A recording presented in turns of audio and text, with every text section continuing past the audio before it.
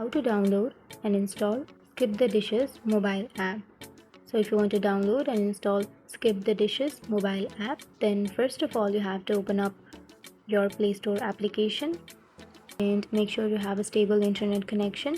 And after opening your Play Store, on the upper side you will have a search bar. Simply tap on the search bar and then search for SkipTheDishes. Let me tell you one thing, that this app is not available in all of the regions, so I don't have that application in my country or location. But if you want to download, then you can simply go and open up the application, and then you will have install option similar to this, and you can simply tap on install, and after that you can install that application. So that's it. That's how you download and install from the Play Store application. And if you have any questions, feel free to comment below. Thanks for watching.